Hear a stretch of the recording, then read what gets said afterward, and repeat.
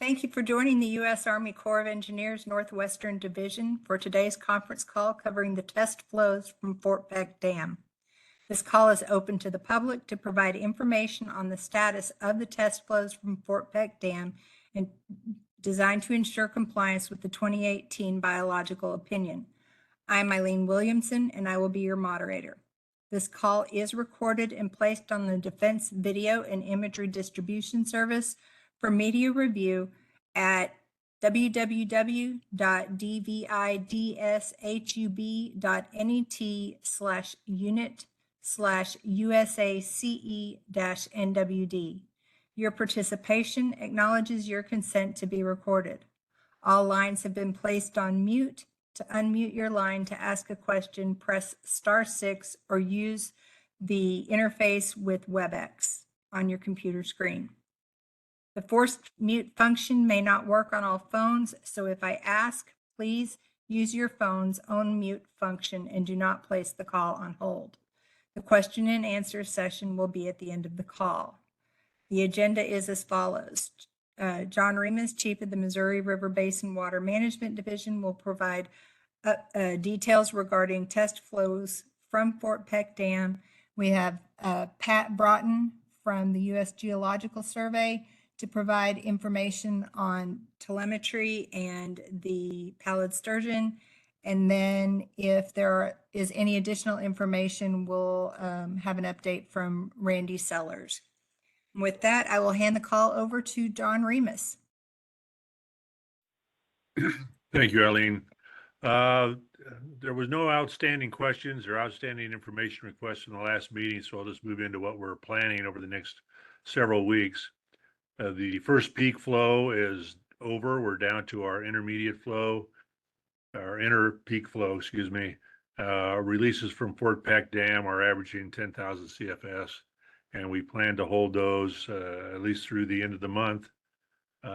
That's all I really have. There's not a lot of changes in the operations of Fort Peck Dam, so I'll turn it over to, I think, Randy Sellers, if you want to talk a little bit about the monitoring now, and then we'll turn it over to Pat Broughton. That sounds good, John. Thank you. Can you hear me? Gotcha. Yes. Thanks. Good afternoon, folks. We have collected quite a bit of data so far. We collected a round of LiDAR with aerial photography from Fort Peck to basically Lakes Kakawea before the test flow began. We've collected a round of that data for the LiDAR and aerial photography during that first peak. We also collected the physical survey information during the first peak that involved water surface elevations every mile all the way down from Peck to Lake Sac, spillway exit channel surveys, and surveys of irrigation intakes as well. The cultural resource monitoring has kicked off. They will be in the field starting Monday. They had several permits and other elements to gather before they could hit the field. Water quality sampling equipment is all in place collecting data. We're going to download the first round of data next week when the team is up in the area doing that work and other work.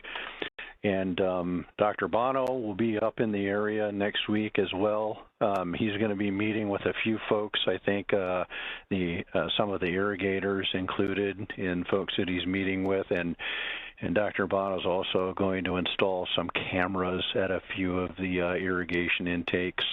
So we'll have some time series photos of what it looks like when the water surface elevation rises and falls and all the other occurrences that happen during that. And that's about it for a monitoring update. Thank you.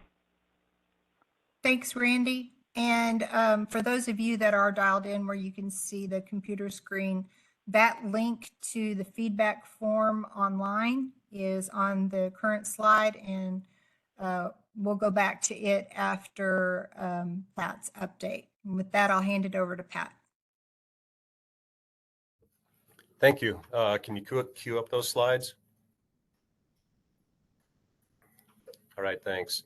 In today's presentation, I'll just give you an overview of the pallid sturgeon, the telemetry, the work that's been going on, and really give you an update since last week. There may be some new callers on the line today, and I wanted to just bring up this map of the upper Missouri River Basin and the radio telemetry system that is in place to detect pallid sturgeon responses to the Fort Peck test flows. It was a project that was started a few years back in anticipation of the intake work and also in anticipation of the Fort Peck test flows that were going on. But the MyCard system does contain 30 cellular linked telemetry logging stations. These are constantly monitoring for fish passage across the stations. And it currently covers 180 miles of the Missouri River from the spillway of Fort Peck Dam down to the confluence of the Yellowstone River, 240 miles of the Yellowstone River from the confluence with the Mississippi River or the Missouri River up to Cartersville, and also contains stations in the Lower Milk, the Tongue, and the Powder Rivers. There was one additional station that was deployed last week in the Middle Powder River as well by our partners. And the system is absolutely critical for informing biologists, administrators of the latest fish movements. Reports are generated, downloaded from this system 2 times a day and disseminated to several of us. So we have an idea of where these fish are, how they are moving in the system, and where they may be going. Okay, you can go on to the next slide. So last week I showed you a figure very similar to this. This is updated with information as of yesterday. However, with the field crews in the field yesterday, I can give you some even more recent updates. So the black line here gives you the idea of the discharge. This is measured at Culbertson. So the releases out of Fort Peck started on, I think it was April 26th. Fairly flat line down at Culbertson until you hit about the 27th and 28th. That water started to get into the lower portions of the river and peaked out at about 18,000 CFS, and then has come down in recent days with a little bit of an increase coming in the last couple of days. Since last week's update to you, there were 2 new fish that moved into the system. One is this code 359, that is a female, and also this code 272, which is a female. As I say in the notes here, these 2 fish need to be assessed. Crews yesterday did capture the one female, code 272. That is a wild female, and she is reproductive. She is full of eggs, and she's ready to go. The crew is also out today trying to capture this female, code 359, to determine if she is reproductive, carrying eggs as well. So 2 fish entered as of yesterday. I think there was 1 more on the station either today or late last night that also moved into the lower Missouri River as well. So running back through time, we had these 3 fish, code 165, 182, and 326 that entered the Missouri River prior to the flows hitting the lower station at Culbertson there. There were 6 fish that entered during the elevated flows, the higher flows coming down the system. Then you have these last 2. But not all fish have stayed. There's been a few fish that have exited the test reach. Code 222, 273, 377, and 387 most recently. Okay, next slide.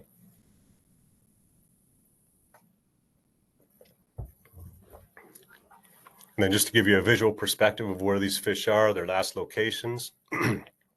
So the telemetry pallid sturgeon are distributed from the most upstream location right now, right around Fraser Rapids, known to the locals also as Peterson Point, all the way down to the lowermost logging station at Fort Buford there.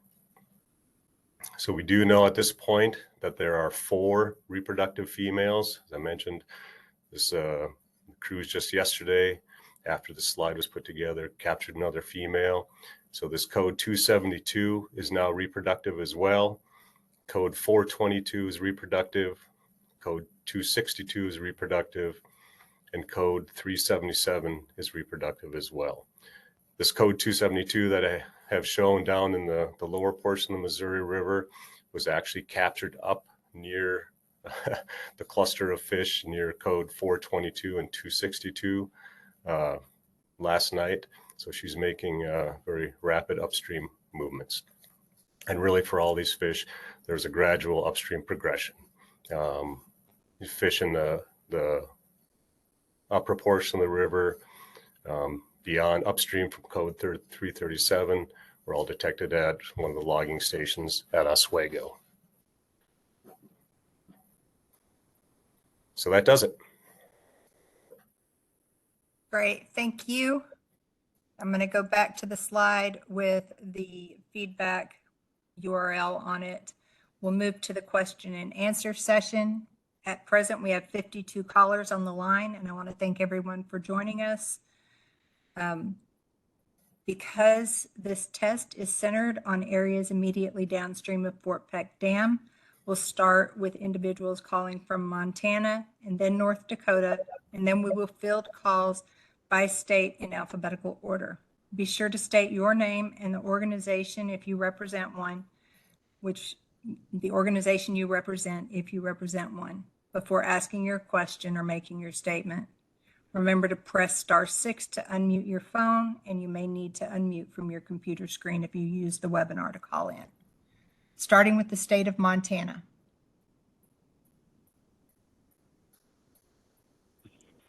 This is Dick Iverson, Missouri River Council in Montana. I was wondering, Mr. Broughton there, these fish, are a portion of them planted and are a portion of them, you call them a wild fish? What's the makeup percentage-wise of those fish that you've been recording went up the Missouri? So the code 272 female is a wild female. The code 262 fish is a wild female. And can you go one more slide? Yeah, so, and the code 337 is a hatchery fish, as is the code 422, that is a hatchery fish as well. So this picture that is shown of the pound sturgeon here, that is code 262. That is one of the wild females. I'm on a phone, so I don't have the slides. So are some of those hatchery fish mature enough now, Pat, where they could reproduce if the stars lined up right? Indeed. Yeah, the code 337, like I said, is a hatchery female. The 422 is as well. So yeah, they are carrying eggs and they should be reproductive, ready to go this year. Compared to your studies previously, do you think there's more fish moving up with this little bump compared to years when it was down on that 8,000 to 9,000 CFS? So I'd have to think back a little bit. Like in 2018, when water came out of the spillway, there were, 3 or 4 reproductive females. One happened to be a wild female, plus a couple of hatchery fish as well. So, this isn't the first time that hatchery fish have been in the system.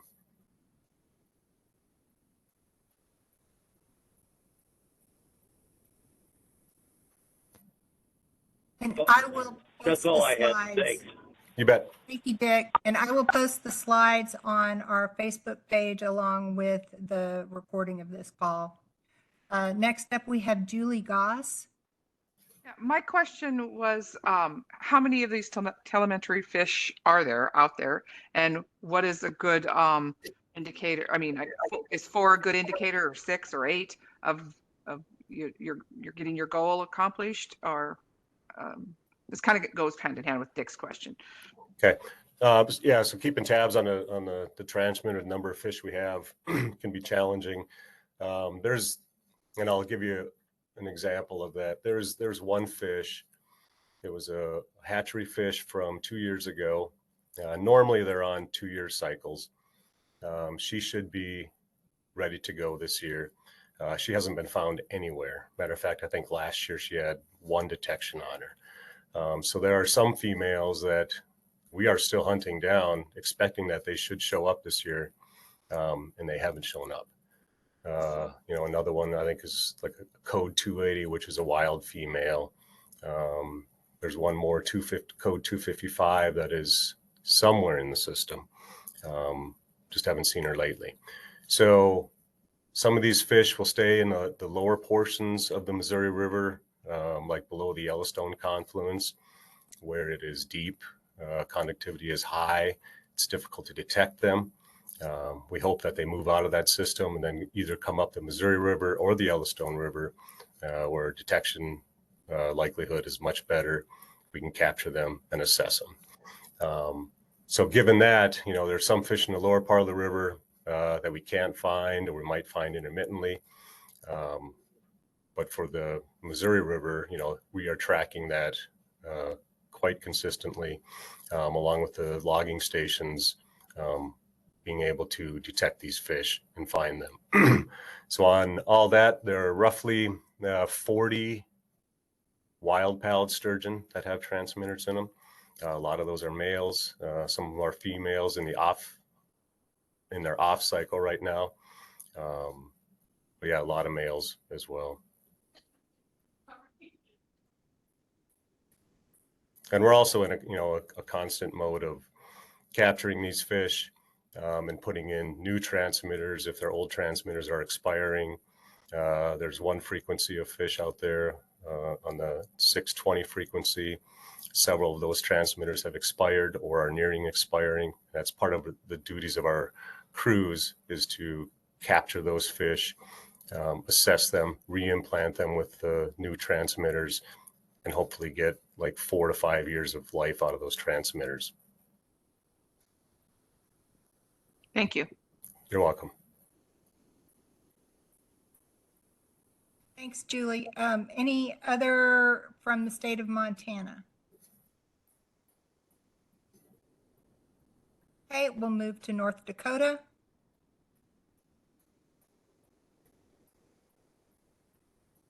All right, moving to Iowa.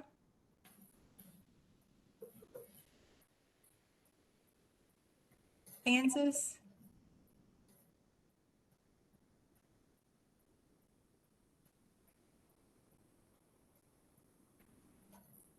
Looking to see if there's any hands up. Not that I see.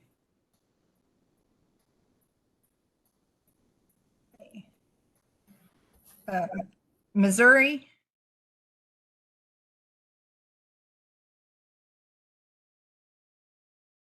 Nebraska. South Dakota. Wyoming.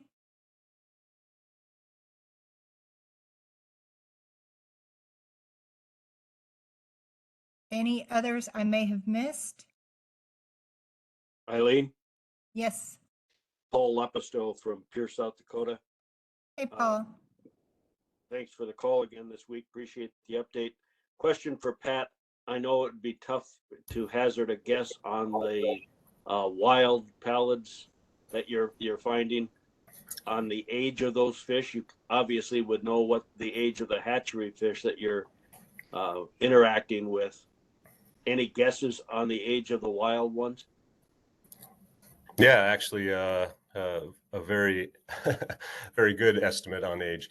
So back in about 2012, 2013, somewhere in there, we actually set out to address that. We looked at carbon-14, a byproduct of atomic bomb testing. Atmospheric levels of carbon-14 skyrocketed when the nuclear bomb testing started in the mid-1950s. And that carbon was absorbed by the otoliths and pallid sturgeon, and it served as a very, very good marker for the age of these. So, back in 2013, 2014, somewhere in there, we got our hands on a handful of pallid sturgeon that had died through the years. They were stored down at the Whole Fish Repository down in Tuscaloosa, Alabama. We went down there, we extracted their otoliths, sent those otoliths off for carbon-14 testing. And I think it was 11 or 12 of those big wild adults that we had assayed. And the carbon-14 concentrations in their otoliths laid down during that birth year, all those were very low, fit the baseline for atmospheric levels of carbon-14, and they all came back as pre-1957. So that was as far back as we could really go with the carbon-14. So for that handful of fish, or that dozen or so, we have very strong data to indicate they were born pre-1957. Thank you. You're welcome. Thanks, Paul. This is Dick Iverson again. So Pat, are some of those that are swimming the river now, though, they're more just, are they more when Sakakawea went in just before that, or are you thinking that a lot of them are in that pre-57? A lot of them are in that pre-57. So we only had a sample, dozen fish or so. But at that time there were 125 or so of the wild pallid sturgeon that were swimming around. So we only had a handful of those fish from which to make inferences. But all of those did come back, as pre-1957. And it's not to say there hasn't been any recruitment. We run into some small fish, some small wild pallid sturgeon out there. One, a code 69 from several years back, was only, I think, 9 kilos or 8 kilos, something like that. Small fish, is that really a 65-year-old, 70-year-old fish? Potentially. Maybe it's just a really short person like myself, or a really short fish like me as a short person. But from the sample of fish that we had, they all came back as pre-1957. And that timing does fit right in with the construction and the filling of Sakakawea.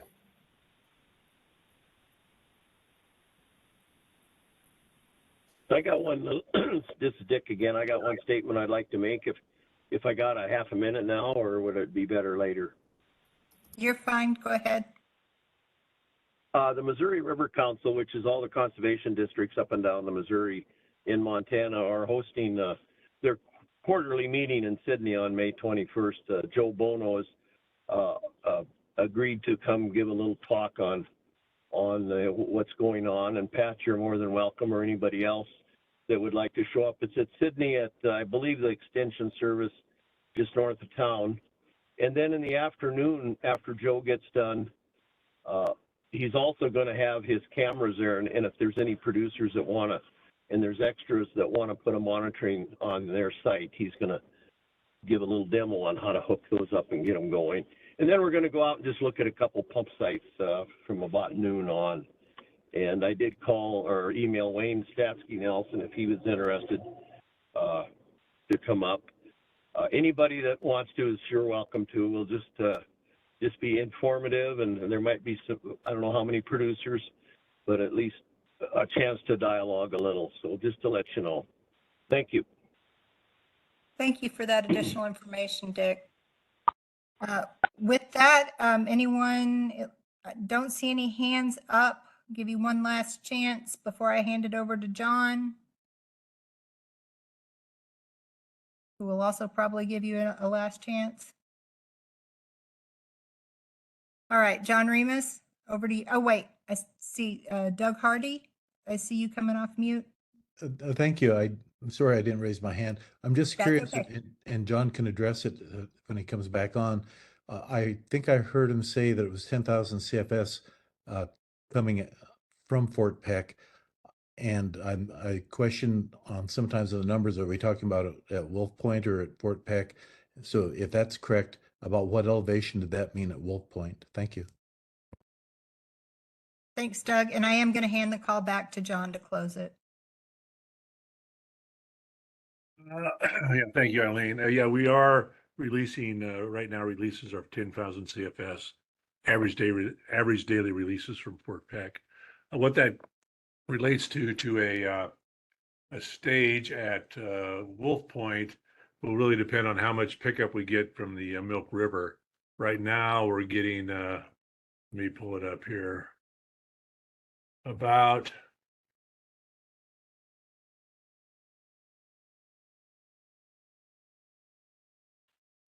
based on the gauge, we're getting about 2,300 CFS out of the, or 2,200 CFS out of the Milk River. So as the Milk River drops off, we're going to see less there. I would say it probably relates to about a stage of a 13, 12 and a half feet, give or take, at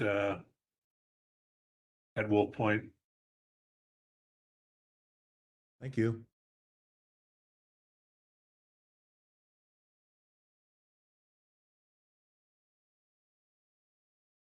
Any other questions? John, I'll let you close the call. I do want to just remind everyone that these calls will continue every Wednesday through mid-July. I'm trying to avoid sending repeated emails out, as I am getting requests to be removed from our mailing list, and would prefer not to do that if I don't have to. So please add this to your calendars. The call-in information will not change, but it will be every Wednesday, 1 o'clock Central, 12 o'clock Mountain. Okay, thank you, Eileen. I ran over today. I had quite a bit of information about the monitoring and data collection that's going on. I just want to caution everybody that I think it's going to be very hard to draw any real conclusions one way or the other on any of these issues based on this single test. We're collecting a lot of data. It's going to take some time to analyze that data. And there are a lot of factors that impact, erosion, fish movement, fish spawning, and so on and so forth. Hence, we're probably going to have, that's why we have a series of 3 to 5 tests in the biop. So I just want to caution everybody that if you see something happening with your with a particular data set, it may or may not be because of the test, because there's just so many factors out there. So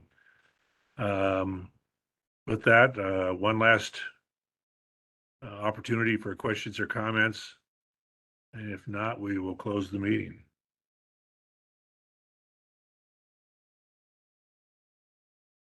Hearing none, let's close the meeting, Eileen. That concludes today's call.